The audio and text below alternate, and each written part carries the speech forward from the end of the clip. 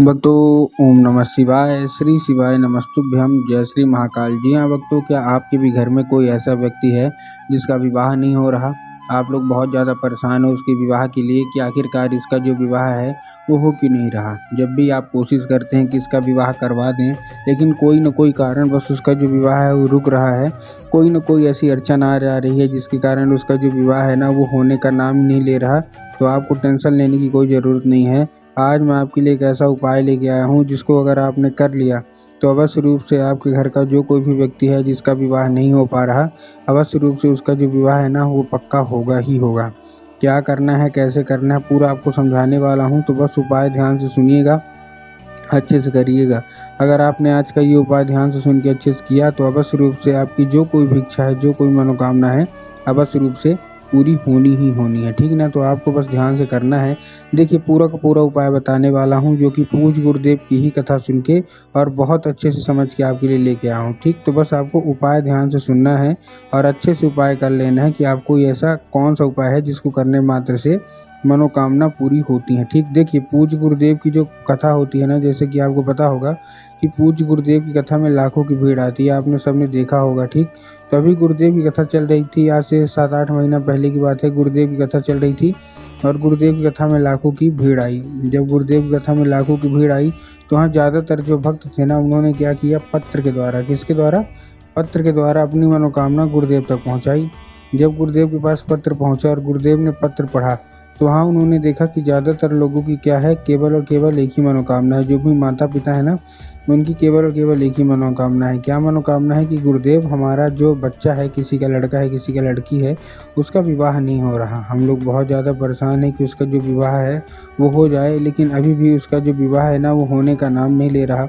जब भी हम प्रयास करते हैं, कोई भी करते हैं, तो बात सब कुछ ठीक चल रही होती है, लेकिन अंत में आके कुछ न कुछ ऐसा होता है जिसके कारण उसका जो विवाह है ना वो रुक रहा है। हम लोग बहुत ज़्यादा परेशान है। उसकी जो उम्र है वो भी गुजरती जा रही है। उसका जो बहुत ज़्यादा हम लोग परेशान हैं। पता नहीं, हमने बहुत ज़्यादा पंडितों को दिखा लिया, बहुत ज़्यादा हमने उसकी कुंडली भी मिलवा ली, लेकिन फिर भी उसका जो विवाह है ना वो होने का नाम ही नहीं ले रहा। तो कृपया करके कोई उपाय बता दें। जब गुरुदेव ने देखा तब गुरुदेव ने 2 से 3 उपाय बताया और कहा, केवल और केवल ये उपाय कर लेना, अवश्य रूप से तुम्हारे घर का जो कोई भी व्यक्ति है जिसकी उम्र भी गुजरी जा रही है और विवाह भी नहीं हो रहा, अवश्य रूप से उसका विवाह होगा ही होगा। केवल और केवल ये उपाय कर लेना। जब गुरुदेव ने उपाय बताया तो लोगों ने जा जाके उस उपाय को घर में करना शुरू कर दिया। अब जैसे ही लोगों ने जा जाके इस उपाय को घर में करना शुरू कर दिया, वही लोग गुरुदेव की कथा में मात्र 1 से 1.5 महीने के बाद वापस आए। अब जब वही लोग गुरुदेव की कथा में वापस आए तो उन्होंने क्या किया, एक बार फिर से गुरुदेव को पत्र लिखा। लेकिन ये वाला जो पत्र था ना, ये गुरुदेव को धन्यवाद के रूप में पत्र था कि गुरुदेव, धन्य हो आपका, आपके द्वारा बताया गया उपाय हमने कर लिया है। हमारी सारी की सारी जो इच्छा थी ना, सारी की सारी जो मनोकामना थी वो पूरी हो गई है। हमारे घर का जो व्यक्ति था जिसका विवाह नहीं हो पा रहा था, अब उसका विवाह पक्का हो गया है। ठीक, आपके द्वारा बताया गया ही उपाय हमने किया और उस व्यक्ति का विवाह पक्का हो गया। हम आपको आमंत्रित करने आए हैं।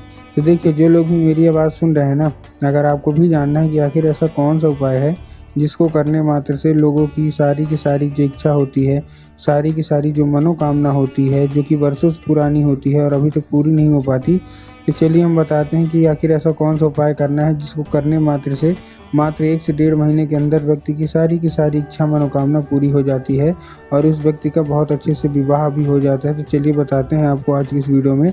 लेकिन उससे पहले चैनल पर अगर पहली बार आए हैं और आवाज़ मेरी पहली बार सुन रहे हैं तो वीडियो कर दें लाइक और चैनल को भी कर लें सब्सक्राइब, ताकि पूजनीय पंडित प्रदीप जी मिश्रा के रोज़ नए नए उपाय जो कि मैं उनकी कथा से सुनता हूँ, श्रवण करता हूँ, सबसे पहले मैं आपको प्राप्त करा सकूँ। ठीक, तो देखिए, जो हमारा पहला उपाय है ये आपको उसी व्यक्ति से कराना है जिसका विवाह नहीं हो पा रहा।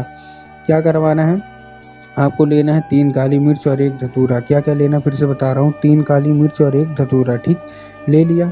3 काली मिर्च और 1 धतूरा लेने के साथ साथ आपको एक चीज़ और क्या करना है। देखिए, काली मिर्च और काली तिल में बहुत सारे लोग कंफ्यूज भी होते हैं कि हमको काली मिर्च लेना है कि काली तिल लेना है। कृपया हमको थोड़ा साफ साफ बता दीजिए। तब गुरुदेव ने साफ साफ ही बताया है कि आपको क्या लेना है, आपको लेना है काली तिल। ठीक, ले लिया काली तिल और काली तिल के साथ साथ आपको और क्या चाहिए। जैसे आपने काली तिल लिया उसके साथ साथ आपको 1 धतूरा चाहिए। 3 काली तिल और 1 धतूरा लेके पहुंच जाइए कहाँ, सीधा सीधा शिव मंदिर। अब जैसे ही आप शिव मंदिर पहुंच गए, शिव मंदिर पहुंचने के बाद आपको क्या करना है, दक्षिण दिशा में खड़े होना है और उत्तर की ओर अपना चेहरा कर लेना है। अब देखिए दक्षिण और उत्तर में बहुत सारे लोग कंफ्यूज भी होते हैं कि दक्षिण क्या है, उत्तर क्या है, हमको थोड़ा साफ साफ बताओ।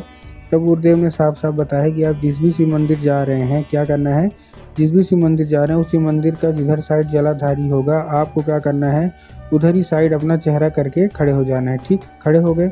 खड़े होने के बाद आपको करना क्या है, जैसे आपने खड़े हो गए, खड़े होने के बाद आपको एक नाम लेके, क्या, एक नाम लेके आपको कौन सा नाम लेना है, महादेव का सुंदर सा नाम है श्रम्भेश्वर महादेव। तो बस आपको करना क्या है, आपको श्रम्भेश्वर महादेव का नाम लेके उन्हीं का स्मरण करके आपको चुपचाप क्या कर देना है, आपको अर्पित कर देना है। ठीक, अर्पित कर दिया।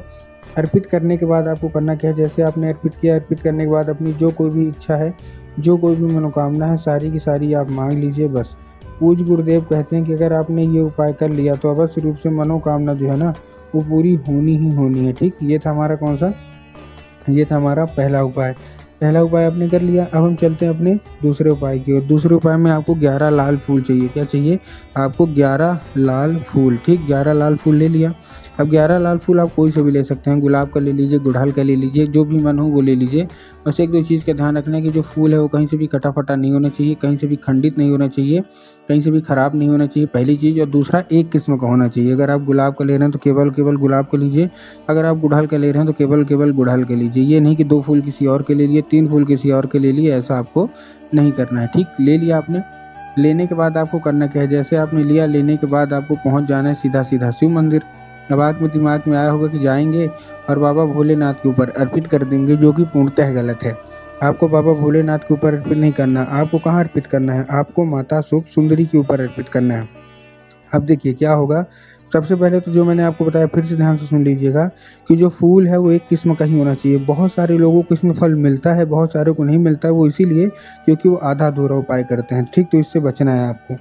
फूल आपने लिया, माता सुख सुंदरी की जगह पे अर्पित करना है। अब बहुतों को तो पता रहता है कि हाँ ठीक है, माता सुख सुंदरी की जगह ये है, लेकिन बहुत क्या करते हैं ना, जाके बाबा भोलेनाथ के ऊपर ही अर्पित करके आ जाएंगे, जो कि गलत है।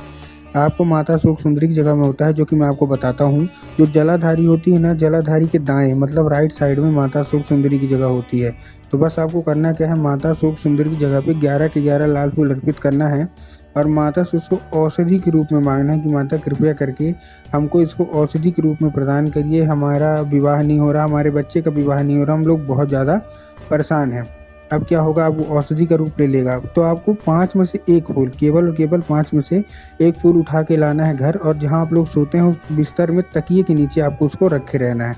मतलब आप रोज़ ये उपाय कर सकते हैं, रखे रहना है। पूज्य गुरुदेव कहते हैं कि उस फूल के जरिए स्वयं माता सुख सुंदरी आपके घर में प्रवेश करती हैं और आपका जितना भी काम रुका हुआ होता है विवाह का, उसको पूर्णतः पूर्ण करती हैं। तो उम्मीद करता हूँ आज का ये उपाय समझ में आ गया होगा।